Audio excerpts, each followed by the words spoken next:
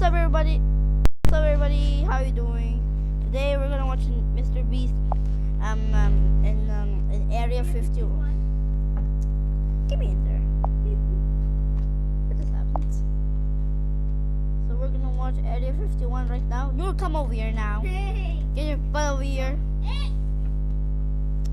You would stop that. Sorry. I don't find it anymore. So today we're actually gonna watch. We're gonna watch this video called where the souls get get how they have to die. So let's watch Henry now. Stupid ads.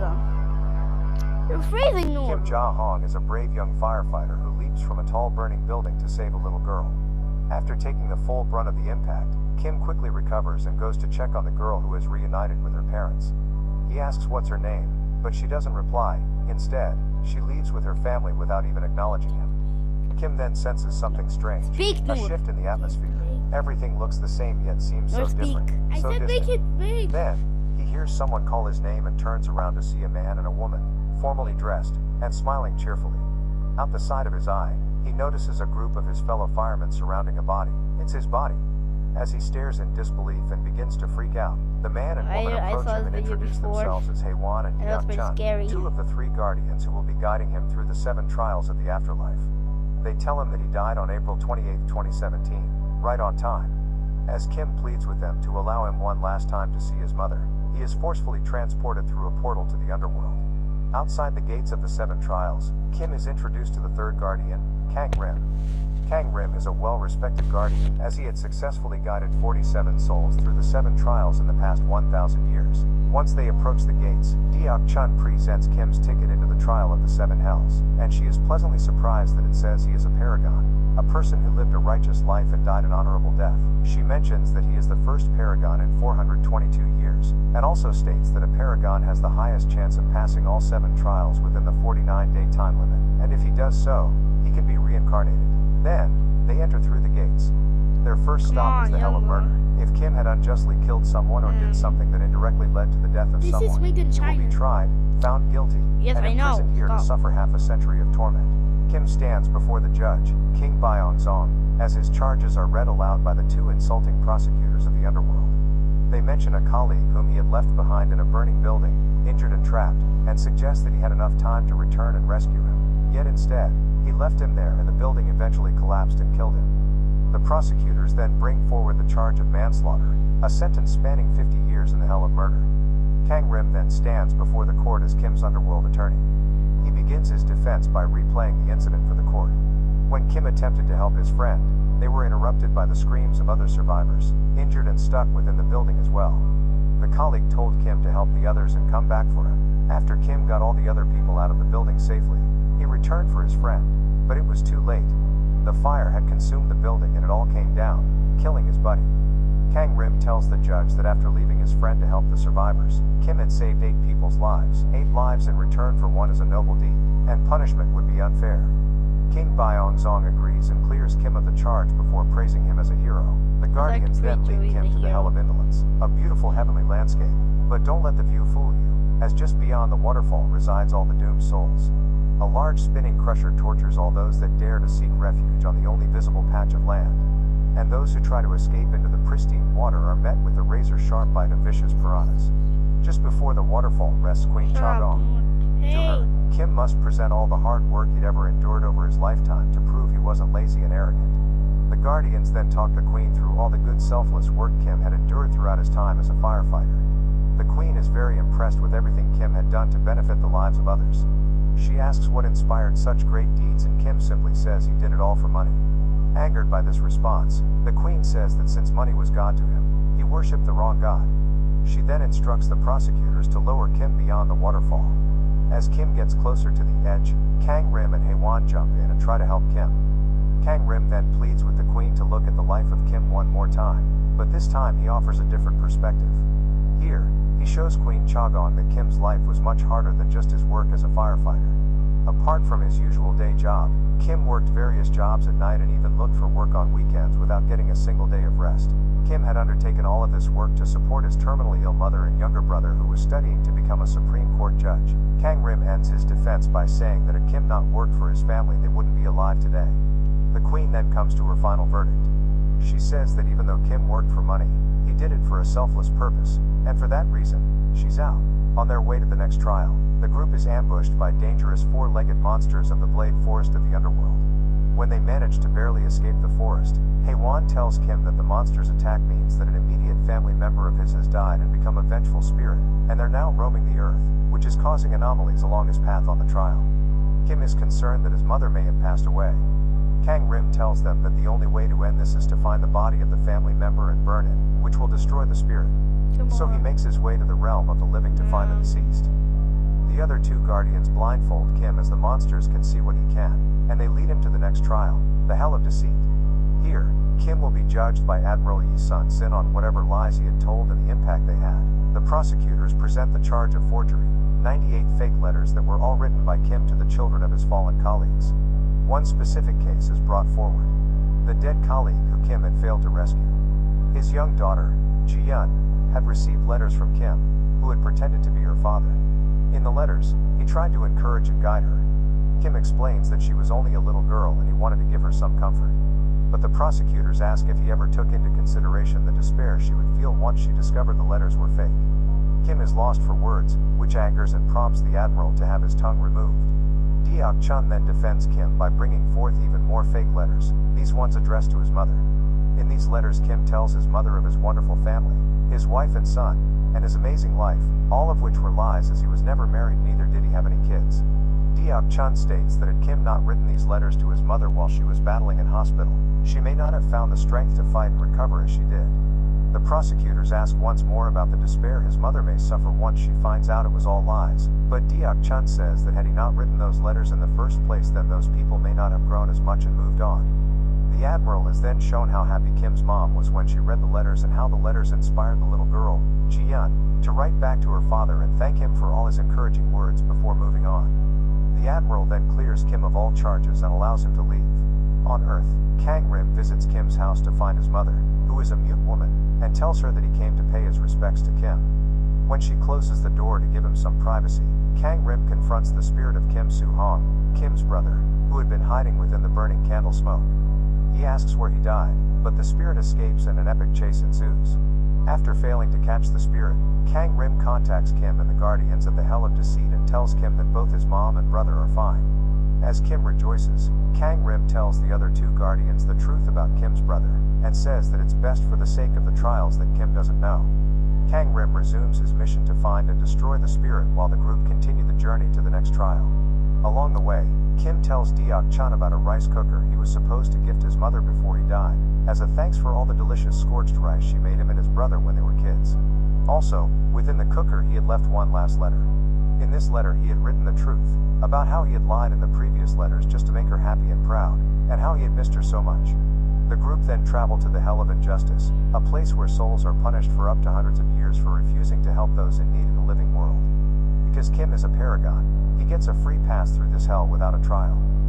On Earth, Kang Rim goes to the military base where Kim's brother Soo-hong was stationed. He finds out that Soo-hong has been labeled a deserter, and the military is looking for him, but it's quite odd that he would desert given that he was only a few days away from being discharged. Under the pretense of being a commander that's investigating the desertion of Soo-hong, he questions Lieutenant Park, who had placed Soo-hong on duty, and can easily make out that he's hiding something. He then finds Sergeant Dong-yun, who was alone on duty with Soo-hong the night he disappeared, and he turns back time to discover that Soo-hong was the only friend Dong had in the military, whilst everyone else would pick on him for his slow, quiet and shy nature. Soo-hong would encourage Dong-yun by singing with him one particular song he wrote about being in the military to help him through the tough time. Kang Rim then travels back to the night when Soo-hong went missing. That night, Dong-yun was nervous and afraid, so he was playing with the safety of his rifle. He was scared that Soo-hong would soon be off duty and he wouldn't be there to deter his bullies. Soo-hong tells him that he'd come check up on him even after his discharge, and that Lieutenant Park would look out for him as well. Right after they embrace, Soo-hong tells Dong-yun to hold his rifle properly, and in trying to do so, he fires one round into Soo-hong's abdomen. Soo-hong tells Dong-yun to radio Lieutenant Park and him only. When Lieutenant Park rushes over, he decides not to report it and instead persuades Dong Yun to help him hide the body, all the while telling him it's what Su Hong would have wanted. Kang Rim notices that Su Hong wasn't dead that night. Instead, the two of them killed him by burying him alive to cover up the incident. After finding the body, Kang Rim decides not to destroy it, but rather to save the soul of Su Hong by helping him shed his vengeance. In the underworld, the carriage reminds Kim of when his little brother wanted to go on a cable car. Deok Chun tells him that she envies him, as the Guardians, who were also once mortals on Earth, are wiped of the memories of their past lives. An argument between her and Haewon leads him to reveal to Kim that his brother is dead and he is the vengeful spirit. Kang Rim follows a drunk Dong Yun into a club where he spots the spirit trying to kill him. Another epic chase ensues, with Kang Rim finally catching the soul of Su Hong. He pleads with Su Hong to give up and come with him in order to help his brother along the trial, but to his surprise, Su Hong hasn't seen his brother in 15 years since he ran away from the family, and he hates him. Su Hong then escapes. Dong Yun then arrives at Kim's mom's house, and throws something inside before running away. Kim's mom discovers that it's a map leading to Su Hong's body, and Su Hong also sees the map. Dong Yun then attempts to do the unthinkable to himself, while Kang Rim watches him. Su Hong then appears behind Kang Rim and pleads with him to save Dong Yun's life, and in return he'll do whatever he asks. Kang Rim reluctantly agrees, while sternly stating that meddling in the world of the living will result in consequences along Kim's trial. Using Kang Rim as his voice, Su Hong first sings the song he wrote to prove it's him, as Dong Yun can only see Kang Rim. Then he tells him that he has forgiven him, and says that he should move on. Along the way, Kim and the two Guardians go to the fifth trial, the Hell of Betrayal, where souls are punished for selfish betrayals by being trapped within a mirror and destroyed. Queen Songi lets Kim pass without a trial as he is a paragon of righteousness. To get to the next trial, the group must travel down a vacuum sinkhole, which leads to the Hell of Violence. Here, Kang Rim's meddling in the living world takes effect, and the group falls hundreds of miles to their doom, or so they thought. Once Kang Rim is done, Kim and the other two Guardians come to a halt and are presented in front of King Jingwang in the Hell of Violence. Here, Kim's charge is for beating his younger brother, who was suffering from malnutrition, for no apparent reason. It was after this incident that he ran away from home and never apologized for what he did, and his brother never forgave him. The Guardians try to make their defense, but the king says no defense can be made. There is a clear victim and Kim was never forgiven. He swiftly rushes to his verdict while the two Guardians try to get Kang Rim to help. Kang Rim tells Deok Chun to request a combined trial, but Haewon is extremely reluctant to go along with this. Deok Chun then requests a combined trial and it is granted. A combined trial means that the charges will be presented in the next court along with the charges of that particular trial. If the defendant is found guilty of all of the charges in the next court, then there will be additional punishments for the defendant, and his guardians will be stripped of their duties and all of the benefits of being a guardian. The group then heads over to the next trial, the Hell of Filial Impiety, where souls are judged on how well they respected their parents. Before they reach the court, Kim confesses to the two guardians that he wasn't a good son. His mom was dying of terminal illness and they had nobody else. His brother and he were starving each day, and it was only a matter of time before they all suffer a terrible fate. So that night 15 years ago, when he ran away from home, he tried to end their suffering. He tried to kill his mother while she was asleep, but his brother had woken up and tried to stop him. So he beat him up and ran away out of guilt. Had he gone through with it, he was going to crush up all of the sleeping pills and put them in the food the next day, and his brother and he were going to die as well. He never saw his mother or brother since then, and only sent her letters. Haewon is pissed. After Kang Rim helps Su Hong restore his soul, Su Hong sees his mother enter the base and confront them about her son. Since she is mute, she has a message pleading with them to help her find her son, over her chest. Lieutenant Park tries to stop her and pushes her away, which angers Su Hong. Eventually, she shows Lieutenant Park the map, which infuriates him even more, and he shoves her to the ground after taking it from her. She is then carried into an ambulance on a stretcher. Witnessing this, Su Hong unleashes his vengeful spirit once more, and he conjures up a huge tornado in pursuit of Lieutenant Park. This affects the Netherrealm once more, and sand demons begin to attack Kim and the two Guardians. After failing to free Lieutenant Park from Su Hong, Kang Rim calls upon Haewon to help him. As a fierce battle ensues between both parties, Kim is slowly being swallowed by the ground. Once Kang Rim and Haewon get Park to safety, Su Hong witnesses his brother being swallowed by the sand and decides to end his pursuit for vengeance and restores his soul. As soon as he does so, the court of the final trial emerges before Kim. King Yomra, the Lord of the Underworld, reads out Kim's charge. He states that Kim had tried to kill his mother 15 years ago, and for that reason, he will be sentenced. Deok Chun pleads with the king, mentioning that Kim's mother was asleep during the incident and unaware of it. So how can he be punished for a sin against his mother that he didn't even commit and she doesn't even know of? King Yomra corrects her by revealing within the mirror of karma that Kim's mother did in fact know the entire time. She only pretended to be asleep. When Kim was about to kill her, she cried as it broke her heart, but she knew that this would allow her children a better life, so she was willing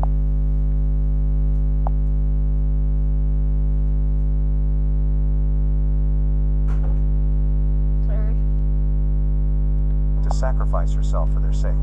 Upon finding out that his mother knew all this time, Kim falls to his knees and bursts into tears, pleading with Yomra to punish him as he deserves it. The prosecutors then read out all of the charges. As they do so, an earthquake interrupts them, and in the mirror of karma we see Su Hong enter his mother's dream while she is unconscious in the ambulance. He tells his mother that he has become a Supreme Court judge in the afterlife. He then reminds his mother about the day Kim had attempted to end their family.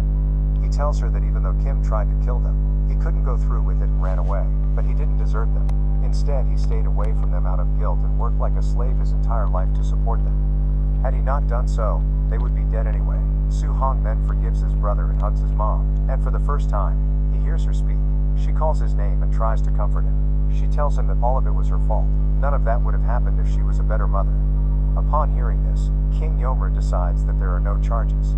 A sin forgiven in the living world cannot be punished in the underworld. And so he instructs that upon his arrival through the heavenly gates, Kim be reincarnated immediately. Kim thanks Deok Chun before he leaves. In the living world, Kang Rim does one last thing before leaving. He delivers the rice cooker to Kim's mom at the hospital. At home, she opens it and finds his letter. She reads it and smiles. After Kim Ja Hong passes the 7 trials of the underworld and is reincarnated, his recently deceased younger brother, Su Hong, is guided by the same 3 guardians, Haewon, Deok Chun and Kang Rim, to begin his trial as well. Before they arrive at King Yomra, the lord of the underworld's court, they must fight off an army of sand demons that have spawned to kill Su Hong as he carries the mark of a vengeful spirit, given that his soul sought revenge on his killers. During the battle, King Yomra grants them passage and they present themselves in front of him. He is angry with Kang Rim, as bringing a vengeful spirit into the underworld is against the rules. Kang Rim argues that according to the rules, a spirit, regardless of whether vengeful or not, can be granted a fair trial if their death was unjust. He says that Su Hong's death was unjust as he was buried alive after being shot by accident, as a cover-up, which resulted in his death. But ultimately, it's about the intention. Did his 2 friends know he was still alive when they were burying him? Or did they think he was already dead? Only a trial can reveal the answer. So, King Yomra grants Su Hong a trial, but this trial will be different according to the rules. Instead of going through all 7 trials, Su Hong will only go through the ones tied to his death, which will eventually reveal whether his killers knew they were burying him alive. There are only 2 trials connected to his death: injustice and violence. In order to begin the first trial, they must travel through 4 different hells to get there. Kang Rim will take Su Hong on this journey, but that doesn't mean these 2 are let off the hook just yet. King Yomra has a task for them. On the outskirts of a shanty town in South Korea lives a poor old man named Hyo Chun Sam with his grandson, Hyundong. Hyo Chun Sam's death has been long overdue now. However, he worships a 1,000-year-old household god called Songju. After listening to the man's prayers, Songju decided to appear to the man one day and help him. He now lives with him, assisting him with chores and even plays uncle to Hyundong. Whenever King Yomra sends guardians to collect Hyo Chun Sam's soul, Songju, being a troublemaker god, always prevents them and sends them running with their tails between their legs. Since Haewon is one of the baddest mofos and the most experienced guardian after Kang Rim, he is instructed to go collect Hyo Chun Sam's soul, along with Deok Chun, and to kill Songju by smashing the earthenware jar he always carries with him, which is an enshrinement containing his ashes, that he must preserve or else he will die. To make matters even worse, King Yomra puts a time limit of 49 days on all these tasks collectively. If within that time frame Kang Rim can't pass Su Hong through the 2 trials and the other 2 can't collect Hyo Chun Sam's soul, they will be Guys, stripped of the title of guardian and punished, and Su Hong will be thrown into eternal damnation without a trial. Failing to locate the jar, Haewon and Deok Chun speed things up and attempt to collect Hyo Chun Sam's soul, but Songju steps in and destroys the both of them while Hyo Chun Sam sleeps Okay, I'll sound. make After it a all, little he'll need a good night's sleep if he wants to live a healthy long life. As the 2 of them beg for forgiveness, Songju is surprised they don't remember him. He tells them that he was both of their guardians into the underworld when they died 1,000 years ago. He finds it very strange that King Yomra wiped their memories of their past lives, as this isn't standard procedure and the king had never done it before. Also, he's actually a pretty cool guy. He tells them that the reason he's preventing the old man's death is because he's the only family the little boy, Hyundong, has left. Since they were really poor, Hyo-chun Sam couldn't afford to send Hyundong to school before, but he will be attending his first day in 40 days. He wants the boy to have the memory of his grandpa taking him to school on his first day. So he says that after 40 days they can have the old man. Until then, he'll kick their asses if they try. Meanwhile, Kang Rim harpoons a giant fish monster in the River of Three Crossings and uses Su Hong as bait I'm to gonna speed end up the their video journey now. and get to the trials because we quicker. took too On long, Earth, so Haewon and see ya. Hyuk-chun hide out and keep an eye on Songju click that while waiting bell. out the 40 days. They observe as a And loan shark and his gang come looking to collect the Stop. long overdue payment from Hyo-chun Sam. Stop. Songju pleads with them, but they shove him out the way and destroy Hyo-chun Sam's home. Relieving himself of the title of guardian and becoming a household god means that Songju cannot harm humans even if